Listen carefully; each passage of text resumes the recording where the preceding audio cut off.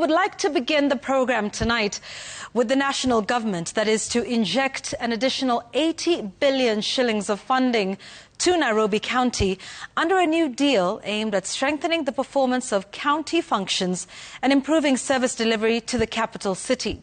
Under the new collaboration agreement signed today, a joint steering committee chaired by Prime Cabinet Secretary Musalia Mudavadi will oversee the implementation of 4 key sectors, including housing, roads, water provision and waste management within the city.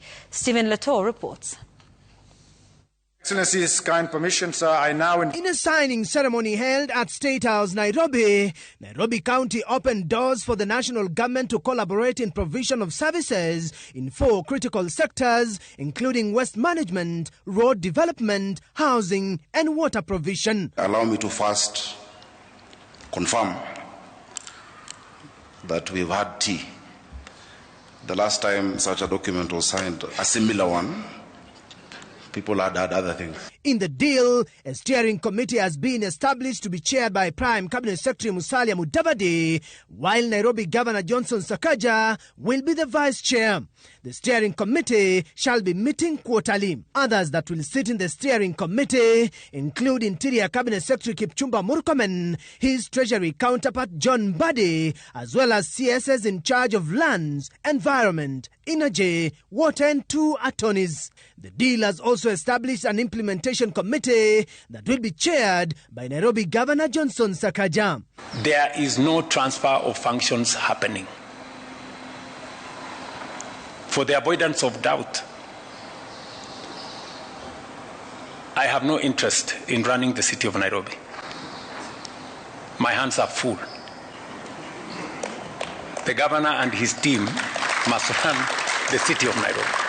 This is not a transfer of functions, as happened during the NMS time, which was a misadventure that left this city with a 16 billion shillings pending bills whole, and which did not augur well with the true spirit of devolution.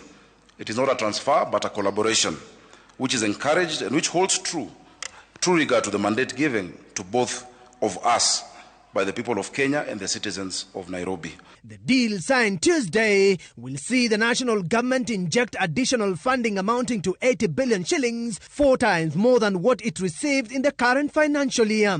3.7 billion shillings will be used to modernize street lighting in the capital city, 1.5 billion shillings to purchase transformers for last mile connectivity in Nairobi, and a total of 5 billion shillings for water treatment and supply to the ballooning population in Nairobi. 9 billion shillings has been allocated in the deal for a 27-kilometer sewer line in the northern corridor, with 4 billion shillings set to be used for waste management. The collaboration agreement will also cover security, with the deal seeking to have Nairobi Metropolitan Police Unit that will collaborate with city askaris to restore order in the capital city.